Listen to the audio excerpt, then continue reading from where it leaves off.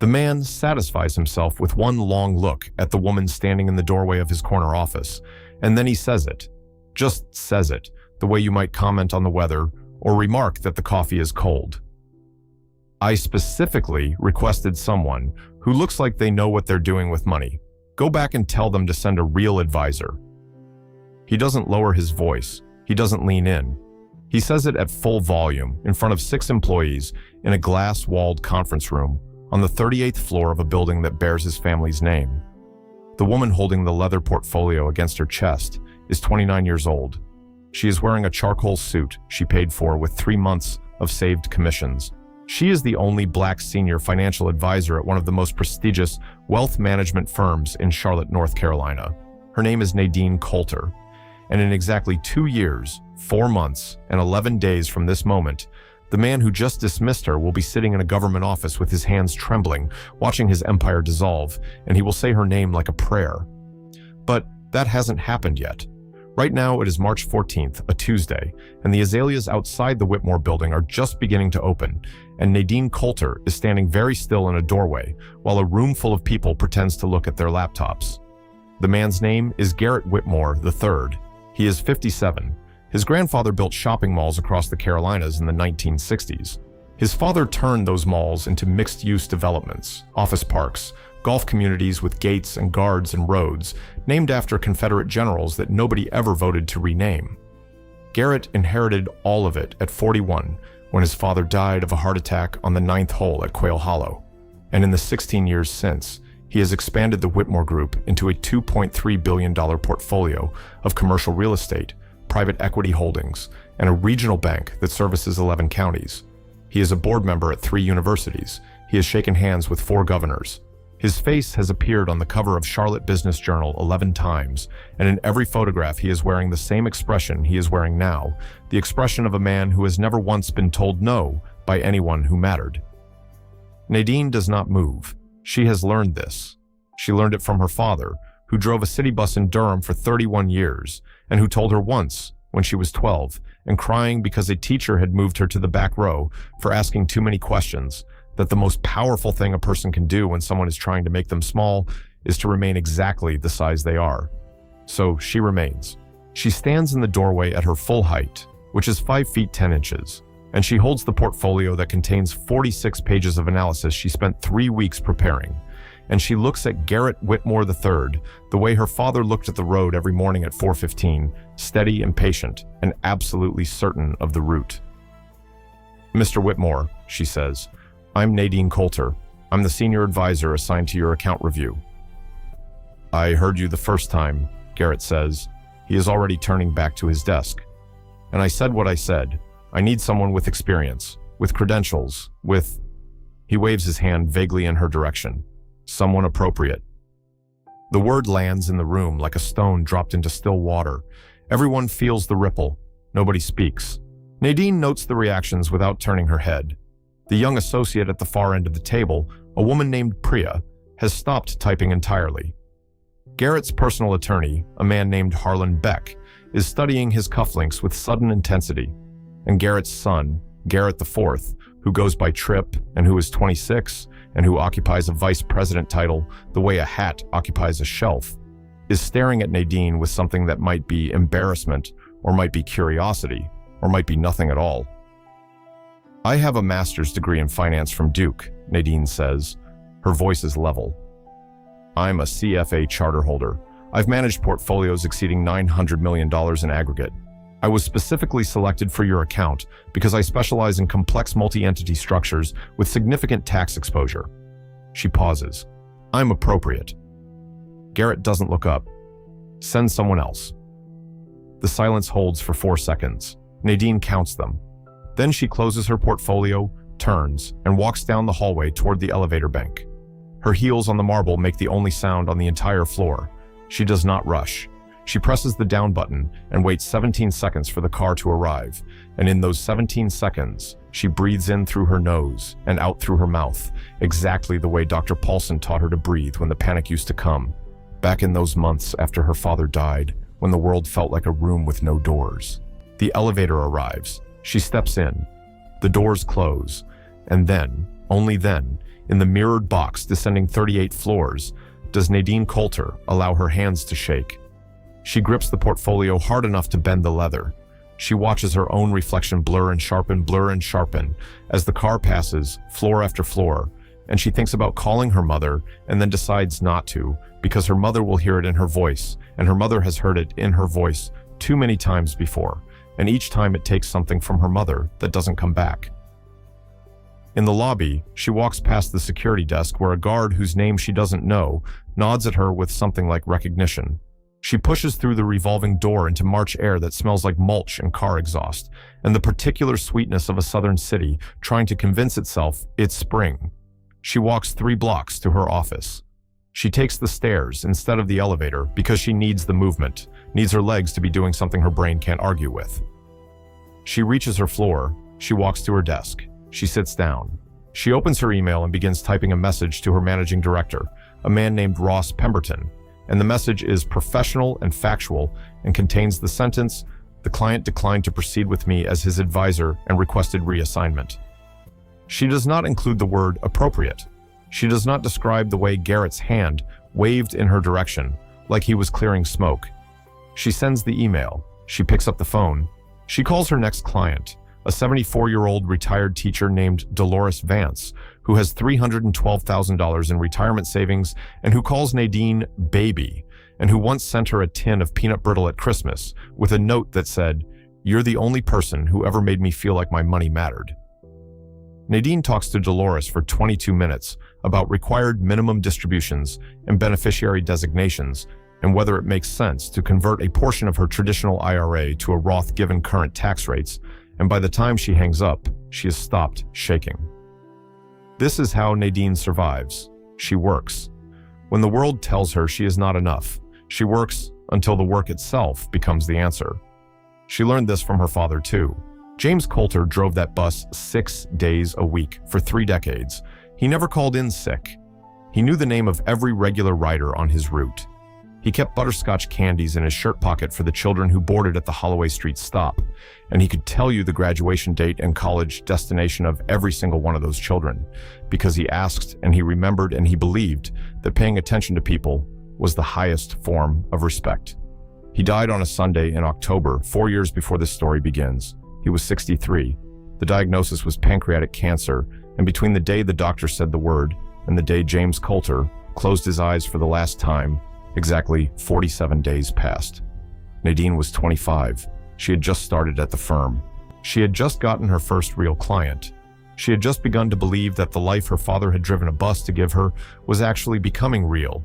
And then the phone rang at 6:40 in the morning, and her mother's voice on the other end was a sound Nadine had never heard before, a sound she has never been able to fully describe except to say that it was the sound of someone trying to hold up a house with their bare hands. Nadine flew home. She sat with her father for 31 of those 47 days. She read to him. She adjusted his pillows. She listened to him tell stories she had heard 100 times about riding the bus when it was empty and singing Sam Cooke songs at full volume because nobody was there to judge a bus driver for having a beautiful voice. On the 37th day, he told her something she has never forgotten. He said, "Nadine, people are going to look at you and decide who you are before you open your mouth. That's their problem. Your only job is to be so good they can't pretend they didn't see it." He died 10 days later. She went back to work. 4 years later, on a Tuesday in March, a man named Garrett Whitmore III looked at her and decided who she was. That is the part of the story everyone knows. But here is the part nobody talks about. When Nadine sat down at her desk after being dismissed from the Whitmore building, when she opened her email and typed that carefully neutral message to Ross Pemberton, she also opened a second window on her computer. She pulled up the Whitmore Group's publicly available financial filings. She pulled up the county property records for every parcel the Whitmore Group owned in Mecklenburg, Cabarrus, and Rowan counties. She pulled up the SEC filings for Garrett's regional bank. She pulled up the loan disclosures and the debt schedules and the capital expenditure reports, and she did what she always did, what her father's voice in her head was always quietly urging her to do. She paid attention, and what she saw in those numbers made her sit very still for a very long time. She saw debt. Not the ordinary operational debt that a company of that size carries like a man carries his wallet. She saw structural debt. She saw short-term liabilities growing at a rate that outpaced revenue by a factor she found alarming. She saw a pattern of refinancing that looked less like strategic management and more like someone moving furniture to cover holes in the floor.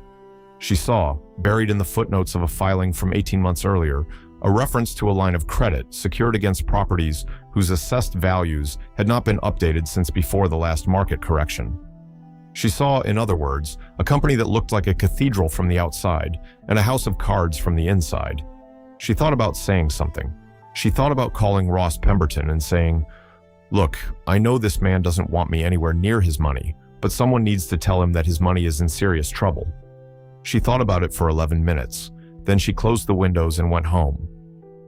Because here is the truth about being dismissed.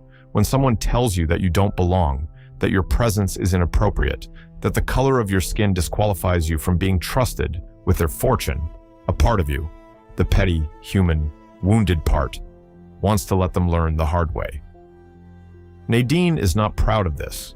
She will say so later when the story is being told on news programs and in conference keynotes and in the hushed tones of people who can't believe what happened. She will say, "I should have pushed harder. I should have found a way to warn him.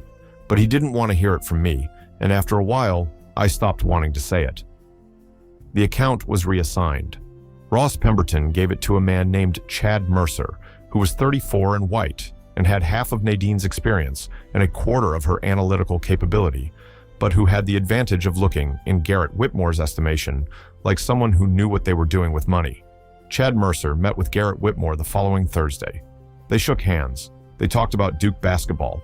They drank bourbon from a crystal decanter that sat on Garrett's desk like a trophy.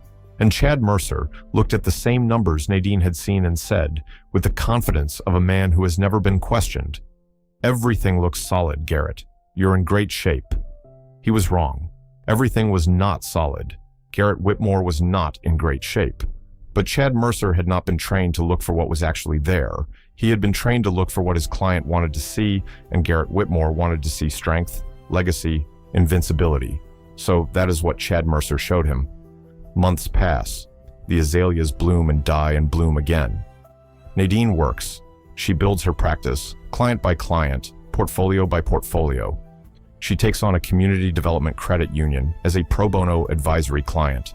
She mentors 2 junior analysts, both women of color, both navigating the same hallways she navigates, the same glass walls and marble floors and conference rooms where the air changes when they walk in. She earns her firm $9.7 million in new assets under management in a single fiscal year, the highest total of any advisor in the Southeast region. She receives a bonus. She receives a promotion. She receives a glass award at a banquet where she is the only black person at a table of 12, and she holds the award and smiles for the photograph and goes home and puts it in a drawer, because glass awards do not keep you warm, and they do not bring your father back, and they do not erase the memory of a man's hand waving in your direction like you were smoke. 14 months after Garrett Whitmore dismissed her, the first crack appears. It appears, as cracks often do, in the place no one is watching. A small community bank in Kannapolis, North Carolina, a bank that the Whitmore Group's regional bank had partnered with on a series of commercial construction loans, fails a routine regulatory audit. The audit reveals that several of the loans are backed by property appraisals that are, to use the regulator's precise and damning word, materially overstated. The properties are worth less than the paper says they are worth. The loans are larger than they should be. The risk is higher than anyone disclosed. The regulator issues a finding. The finding triggers a review. The review expands. It expands the way a crack in ice expands, slowly at first and then all at once, reaching outward in every direction until the surface that looks so solid begins to groan. Garrett Whitmore hears about the review on a Friday afternoon in May. He calls Chad Mercer. Chad Mercer does not answer. He calls again. No answer. He calls Ross Pemberton. Ross Pemberton answers, and what Ross Pemberton tells him makes Garrett Whitmore sit down very slowly in the leather chair that cost $11,000 and put his head in his hands. The review has expanded to include the Whitmore Group's primary lending portfolio. Federal regulators are involved. The Office of the Comptroller of the Currency has opened a preliminary inquiry. The loans that Garrett's bank issued, loans secured against properties the Whitmore Group itself owned, are being examined for potential conflicts of interest. The property valuations are being questioned. The refinancing pattern Nadine spotted 18 months ago, the pattern that looked like someone moving furniture to cover holes in the floor, is now visible to people with subpoena power. The ice is cracking. Garrett calls his attorney, Harlan Beck. Harlan Beck tells him to say nothing to anyone. Garrett calls his son, Tripp. Tripp does not answer because Tripp is in Cabo San Lucas, celebrating a friend's birthday on a yacht that costs more per day than James Coulter earned in a month driving a bus. Garrett calls his wife, Catherine. Catherine answers. Catherine listens. Catherine says, "How bad is it?" And Garrett, for the first time in his adult life, says, "I don't know." Those 3 words cost him more than any check he has ever written. He has built his entire identity on knowing. His father knew. His grandfather knew. Whitmore men know. They know markets. They know people. They know land. They know value. They are men for whom uncertainty is a character flaw exhibited by lesser people. People who drive buses. People who carry leather portfolios into rooms where they don't belong. Garrett Whitmore III does not know how bad it is, and the not knowing begins to eat him from the inside. The summer passes in a blur of legal consultations and regulatory correspondence and sleepless nights in the master bedroom of the house on Providence Road, a house with 7 bedrooms and 4 fireplaces, and a wine cellar that holds 600 bottles and a front door that weighs 300 pounds because it was imported from a chateau in Bordeaux. And in this house, Garrett Whitmore paces and sweats and calls Chad Mercer, who has stopped returning calls entirely because Chad Mercer has realized that the numbers he dismissed are now the numbers that could end his career. And rather than face that reality, he has chosen the strategy of the permanently unavailable. In September, the OCC issues a formal enforcement action against Whitmore Regional Bank. The action requires the bank to increase its capital reserves by $47 million within 90 days. It requires a complete independent review of all commercial lending practices. It requires the appointment of an external compliance monitor. It requires, in the bloodless language of federal regulation, that the bank demonstrate a credible plan for addressing identified deficiencies in risk management and asset valuation. The Charlotte Observer runs the story on page 1. The headline reads, "Whitmore Bank faces federal action over lending practices." Garrett reads it at 5:43 in the morning. He is sitting at the kitchen island in the Providence Roadhouse. He is wearing a bathrobe that cost $400.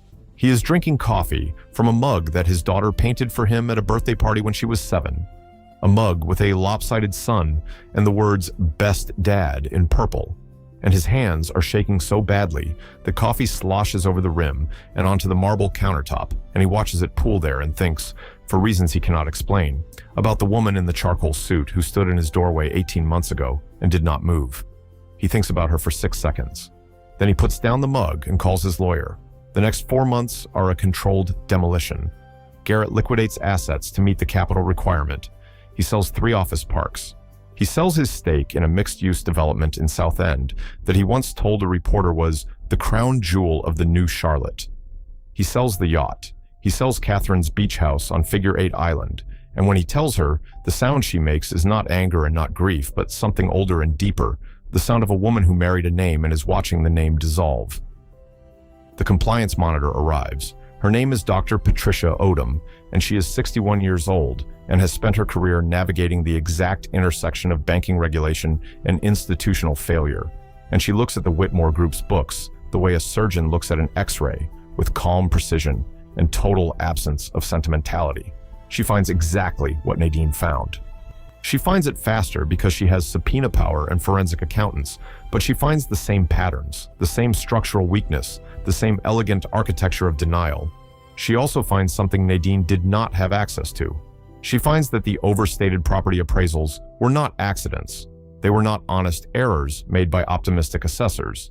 They were requested, specifically, repeatedly, by Garrett Whitmore III and by Harlan Beck, his attorney, who drafted the engagement letters for the appraisers and who specified, in language that stopped just short of explicit instruction, that the valuations should reflect the property's highest and best use potential rather than current market conditions.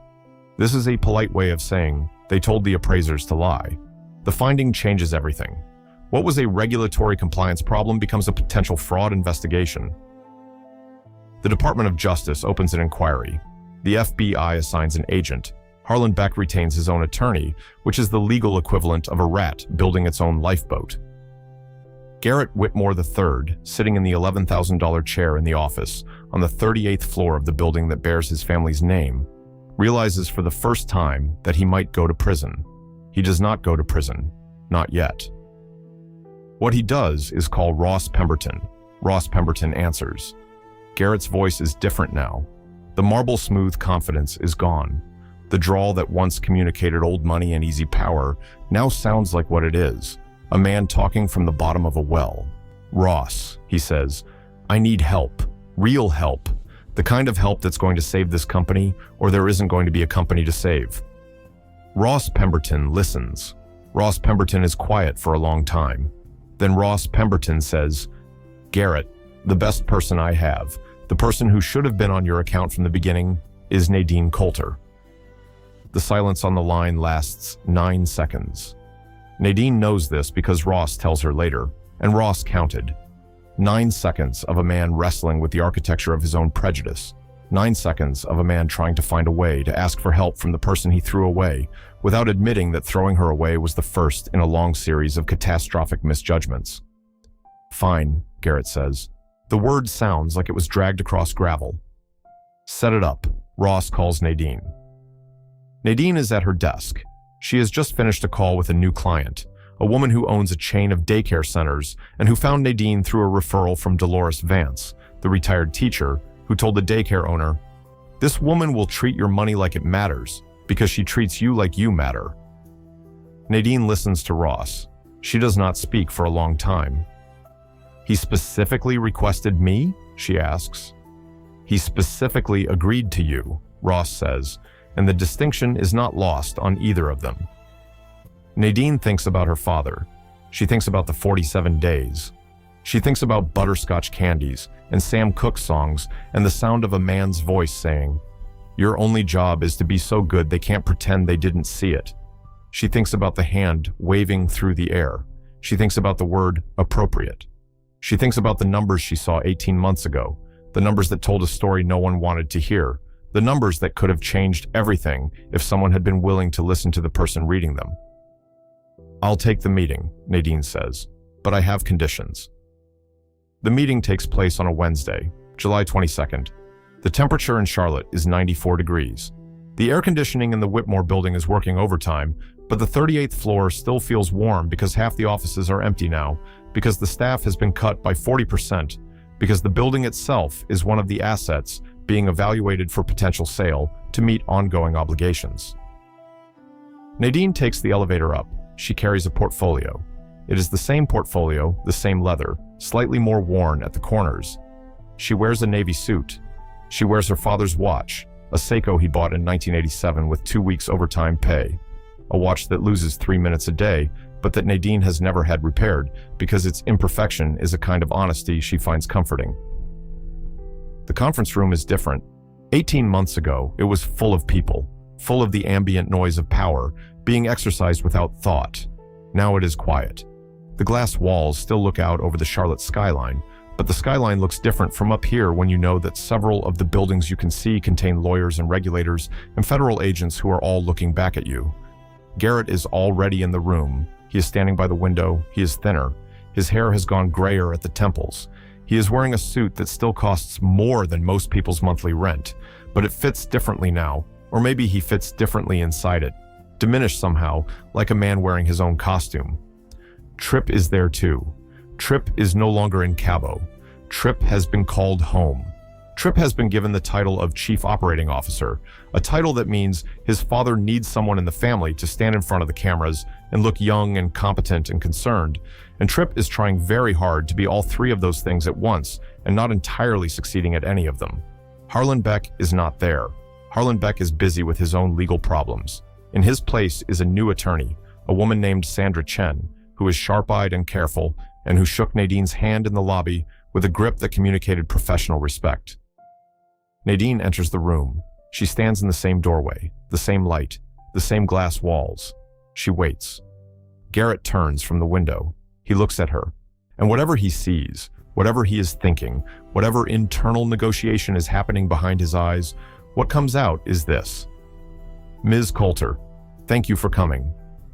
The words are stiff and formal and clearly rehearsed, and they cost him something visible to say, a flinch at the corner of his mouth, a tightening of his jaw, but he says them, and Nadine notes that he uses her name. He did not use her name 18 months ago. She was not a person with a name 18 months ago. She was smoke to be waved away. "Mr. Whitmore," she says. She sits down. She opens the portfolio. "Let me tell you what I know." She tells him. She lays it out with the precision of a surgeon and the patience of a teacher and the quiet authority of a woman who spent 3 weeks analyzing his empire before he decided she wasn't qualified to touch it.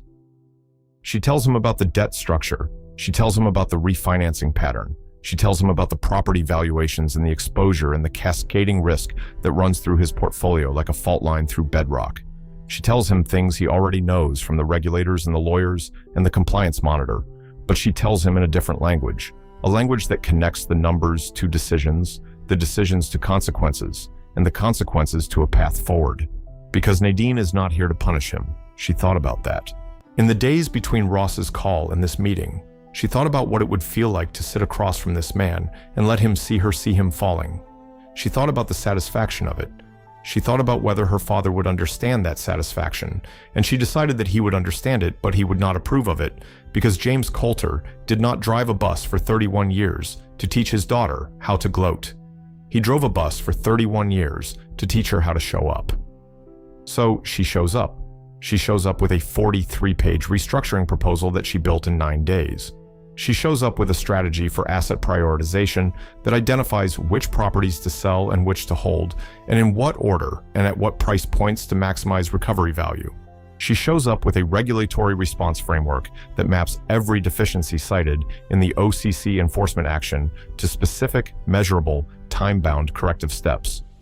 She shows up with a capital plan, a communication strategy, a stakeholder management approach, and a timeline that gives Garrett Whitmore III exactly one chance to save his family's company if he does precisely what she tells him to do, starting now, starting today, starting in this room where he once told her to leave. Garrett listens. He listens the way drowning men listen to rescue instructions, with total attention and no pride. Tripp listens too, leaning forward in his chair, and Nadine sees something shift in his face as she talks. Something that looks like the first real engagement he has ever brought to a meeting in this building, as if he is hearing for the first time what his family's business actually is beneath the name and the marble and the legacy. Sandra Chen takes notes, pages of notes. She asks precise legal questions, and Nadine answers them with precise financial answers. And somewhere in the exchange between these two women, in the rapid, competent, unadorned dialogue of professionals doing difficult work, a new reality takes shape in the room, a reality in which the people who can actually save this company are not the ones whose names are on the building. They talk for 3 hours and 47 minutes. They break once for water. They break once because Garrett's hands start shaking again, and he needs a moment. And during that moment, he walks to the window and looks out at the city. And Nadine watches him and feels something she did not expect to feel. She feels sorry for him, not for the man who waved his hand and said, "Appropriate." Not for the man who chose Chad Mercer because Chad Mercer looked the part. She feels sorry for the human being standing at the window, the human being whose father died on a golf course and left behind an empire and a set of assumptions and a worldview that was always going to collapse because it was built on the premise that some people matter more than others, and that premise, like an overstated property appraisal, cannot bear the weight of reality forever. She does not forgive him. Forgiveness is not what this moment requires. What this moment requires is competence and compassion and the willingness to do difficult work for a person who does not deserve your generosity, but who needs it. And that, Nadine thinks, is the most complicated thing her father ever taught her. They resume. They finish the proposal. They agree on next steps. Sandra Chen will coordinate with the compliance monitor. Tripp will manage the internal restructuring under Nadine's direction. Garrett will make the public statement. And Nadine will do what she always does. She will work. The restructuring takes 14 months. It is brutal. Garrett sells the Providence Road house. He sells the building, the one with his name on it, to a healthcare company that renames it within a week. He watches movers take the crystal decanter from his desk, the one he shared bourbon from with Chad Mercer, and he does not watch them take it to the truck because there are some things a man cannot watch and remain standing. Tripp, to everyone's surprise, including his own, becomes useful. He becomes more than useful. He becomes the face of the company's transformation, not because he is young and photogenic, though he is both, but because something in Nadine's 43-page proposal cracked open a part of him that had been sealed shut by privilege and expectation and the suffocating weight of a name he never earned. He works. He works the way Nadine works, early and late, and without the safety net of assumed competence. He calls Nadine every Monday morning at 7:15 for a status review. He calls her Ms. Coulter for the first 6 months and Nadine only after she tells him to, and when she tells him to, he looks at her with an expression that contains something she recognizes, something she has seen in the mirror, the look of a person who is trying to become worthy of the space they occupy.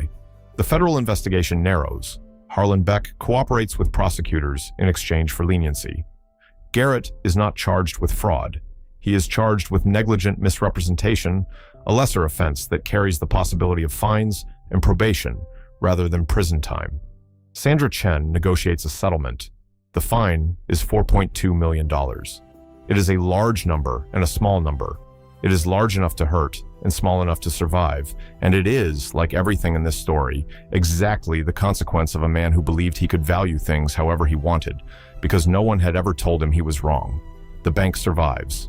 Barely.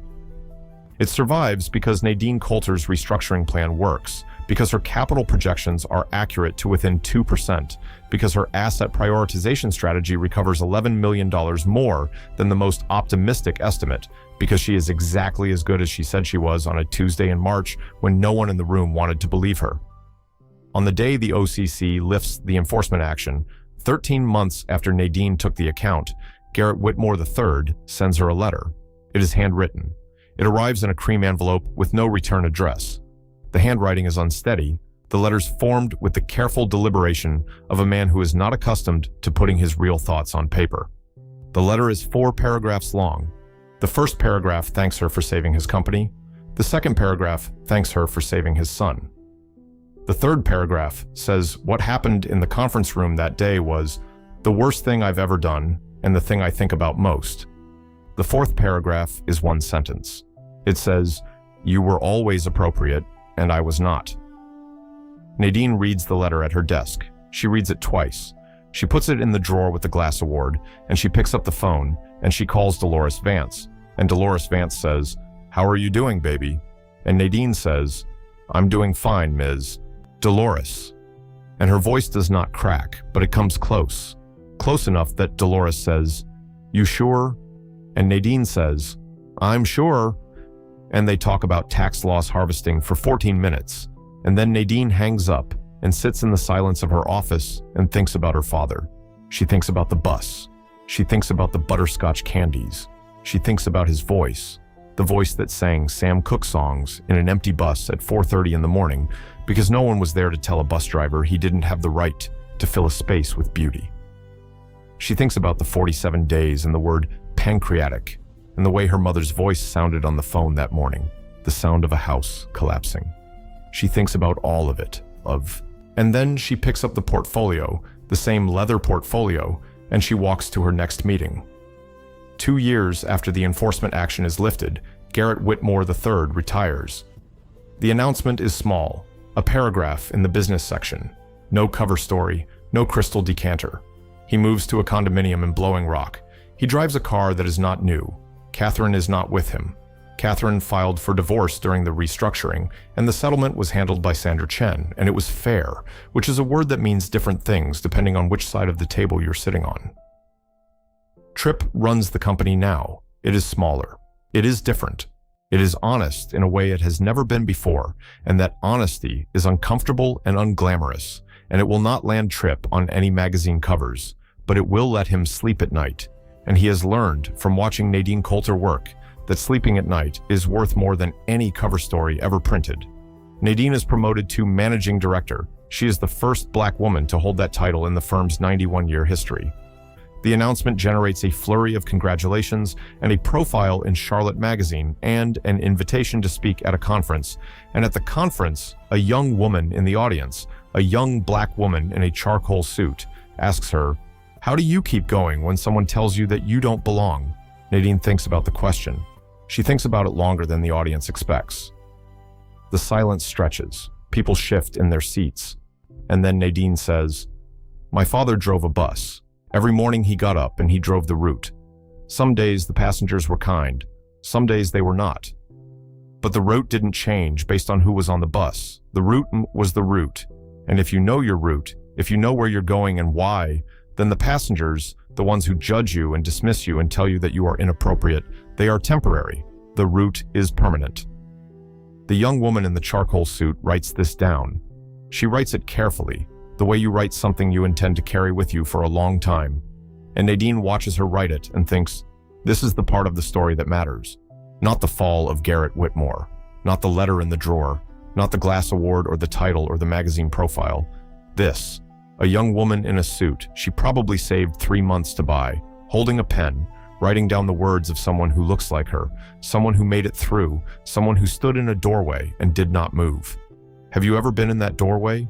Have you ever stood in a room where someone decided, before you opened your mouth, that you did not belong?